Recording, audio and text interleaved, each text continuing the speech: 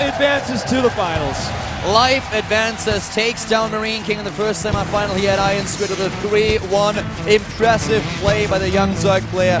One of the favorites, fan favorites to take the tournament. And he certainly lived up to the reputation. Check out that live band we've got playing Marine King's demise here. It's the tale of the last Terran, and his life is ended by Life himself. We will see him again, though. We will see Marine King again. Life, of course, advancing to the best-of-7 final that we see later on today. But Marine King, he is going to fight for the 3rd place in this tournament here at Iron Squid in Paris. He will face the loser of DRG versus Nesty. Yeah, he will in our 3rd place match. And I'm just loving that live band we've got on the stage. Iron Squid production really stepping it up, having an orchestra, live rock band. Got Calor and Wolf here, of course. They've got all the right choices. Ah, man, those games. I would have loved the 5th one. Yeah, I would have loved it as well. Marine King really making a great last stand there, but Life just one step ahead. This kid is unstoppable. And now he has to show his ZVZ. He's going to face a Zerg player, so much is true. Is he going to be able to take the tournament? A lot of people said in the beginning he will be the one who will come out victorious. He's going to be the 2nd Iron Squid after MMA won the last season. Now we have Marine King, though. Yeah, in the place for Ring 3, and we could see Marine King Nesty. We could see that again, and that's something I think a lot of fans are hoping for. Take a look at the bracket here. You see that Life wins 3-1 over Marine King. If you just tuned in the last few seconds, you probably heard already. Now, Nesty versus DRG is going to be our 2nd semifinal, and I believe we're going to have an interview now on the couch. Exactly. We're going to have an interview. We are throwing it back to Todd, Zoe, and the guys. Day9 and Calaris, as well as Moman, are going to talk about a little bit about the game as well. So, guys, it has been a pleasure casting this best of 5 for you. A great start into the tournament. Yeah, we'll see you guys, of course, a little bit later for that 3rd place match as well. Thank you for watching. Very much, guys. It has been a pleasure listening to you, Cass. And of course, it's also been a pleasure to watch those games, even though they at times seemed a bit one-sided. But still, there are some very good points to talk about during that game. But beforehand, Todd wants to introduce some addition to our English team here. Moment apparently just appeared. Yeah, actually, it's no secret. I'm a Protoss player. We just watched a TVZ, and this series left me very curious. Moment. What could Marine King have done better, in your opinion? Well, he needs a microphone, Todd. I'm not sure if he was reaching you don't for the want to give me... No. That's very questionable. Are you raging? No? So hello everybody. Sorry for my Franglish, I will say first. And I can see the first game was a bullshit because he did pool 10 and Nexus first, command center first, so you can do nothing. The second game, I think, one timing was when he go with the 3rd. So sorry for my English, huh?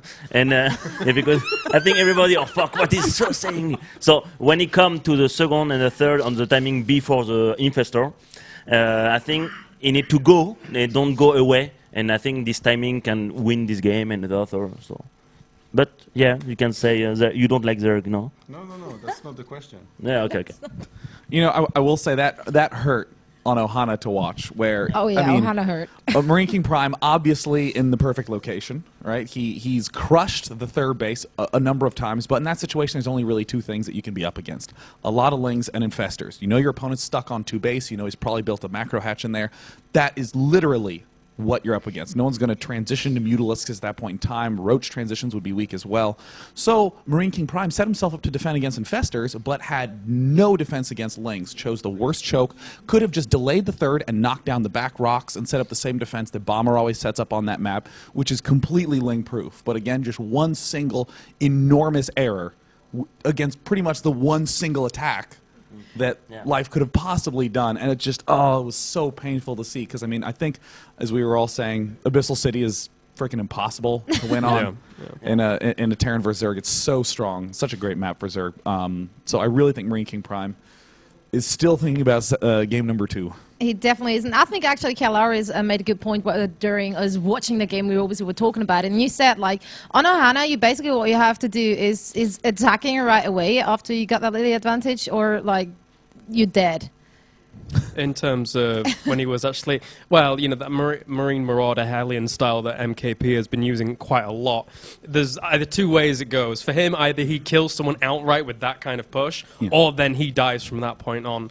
But as Sean was pointing out, it seemed like in that series a lot of things were really working against MarineKingPrime, right? And when it did come onto Abyssal City, as you said, the architecture, so difficult for Terrans to actually deal with.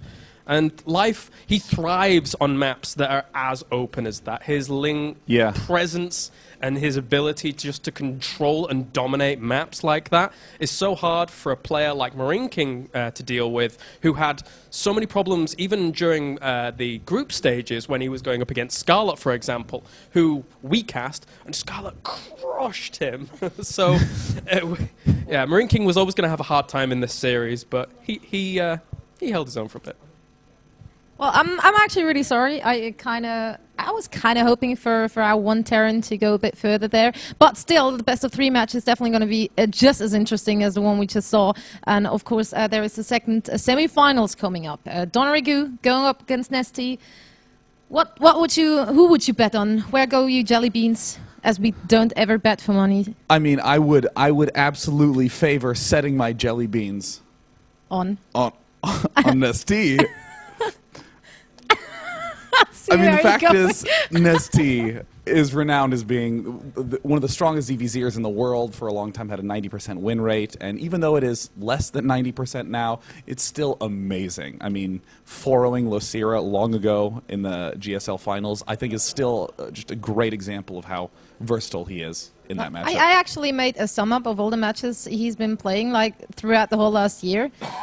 His CVZ, out of the Zergs being here, is the best by 2% over Donrigu. So I'm not sure if those 2% are going to domination. That's going to be very obvious. That's fine. It's just like in school in the test, right? If you get like an 82, it's not great, but you find someone who has an 80, and you're like, dude, I'm like so much smarter than you are. So much better. And that's the way it. That's not the way it works in esports. It is. Nesty is going to have to go battle. I actually want the thoughts from Moman, our wonderful Frenglish speaker. My Frenglish. No, for me, I think, or for my her, I want to be with Nasty. But I think because it's Nasty, is the creator of the universe, you know. So for Arthur this, but because he's very nice. The Iron Squid one was here. So many people love him. He's very nicely, but Donrigu, I think it's better at the moment. Yeah. I must say I have to go with Donrigu as well. He's looking pretty good in ZVZ in comparison to Nesty right now. Nesty, I'm under the impression, is a little bit fearful of Donrigu here for ZVZ. I mean, you say that Nesty was, 90% crazy, but ZVZ nowadays, I feel has come a long way. The evolution of the matchup's been so great, and the small timings at the very beginning, not the very beginning, but like the link timings that you can get away with, that Life has actually been exhibiting quite a lot of in previous games and stuff like that, have been really pristine and paramount. So I think Donrigu has been able to pick up on those a little bit better than Nesty has. Yeah, I mean, regardless of how confident I am in the placement of my Jelly Beans, I really do think that the Zerg vs. Zerg matchup has gotten so exciting to watch. All the shifts with the weird Infestor Ling into Ultralisk play, the really swift third bases with slow Roach defense, the Mutalisk play, the general favoring of a lot more Hydralisks in the mid game, like what we're seeing out of players like Life, and informed players like Slivko. It's really, really exciting. I expect this to be a really dynamic second semifinal. I mean, I know you enjoy ZVZ. Me and James have pointed that out a gazillion times that we love ZVC. Pretty good. How about you, Todd? As we all know that you Todd, do you like ZVZ? So much. Todd, tell us anything about Zerg vs. Zerg. I don't know too much, but when I casted with Scalaris, the qualifiers for the Iron Squid, he taught me a lot. I feel like he actually knows really much about this matchup, so I'm looking forward to listen to what he has to say during the games. But basically, I feel like Nesty is giving a lot of credit in ZVZ, but he used to be considered the best ZVZ, but that was a while back. After that, he's had some hard times. And he seems very fearful of Donrigu. I interviewed him earlier, and he predicted 3-1 in the favor of Donrigu, so... I mean, if you say that... yeah, I don't think he's playing weak. He's definitely thinking Donrigu has an edge over him, so I favor Don Gregu as well myself. So apart from the games, which have obviously been pretty sick and are to be very sick to watch, what about the venue? We've all just been on stage, except you. Aww. Not yet. I'll play much Yeah, you later will. on the You stage. will. But we've How all about been you? on the stage. We've all had the pleasure of meeting the French audience. What were your thoughts? I was blown away. This is amazing. I mean, it's really like the perfect example of how far esports has come because, I mean, for so long, it was so difficult to get money, and then you had to spend so much of the money setting up the web streaming technology, but now that the technology is getting inexpensive, and you have people like the Iron Squid team, like Ponfitude, just saying, no, we want to make this fantastic. This is far and away the most amazing, chilling venue to be in. Stepping out on stage and seeing that enormous crowd. There were and everyone's freaking out. Everyone's losing their mind. Like my heart dropped when I went up there. I was just like, oh, this is so awesome. And I mean, the full orchestral production, the beautiful highlight videos, the framing of the stage. I mean, it is top-notch quality. I mean, at this point in time, it seems to be that like this is the clear evolution for all tournaments to follow in the footsteps of Iron Squid. I think I've been spoiled. This at the very start of this year, I first got to do Katowice, where we had massive crowds in the Spodek Arena, and now we're here doing this event where you walk out onto the stage, and the roar of the crowd here actually was more terrifying than the roar of the crowd in Katowice, even though there was this huge arena and stuff like that. So the crowd here is just phenomenal. It's a really, really nice feeling. And as you said, I have a soft spot for orchestras because you know, like that big band kind of theatre thing is really, really cool. So to just see all that going on from the backstage and listen to that was really awesome. Right, and we will have the pleasure of listening to that crowd more for today. First of all, of course, thanks for a moment to giving us your Fringlish insights. And of course, once more, thanks to you guys. We're going to see you casting anytime soon with the second semi-finals coming up after a lunch break. So we will be back with Iron Squid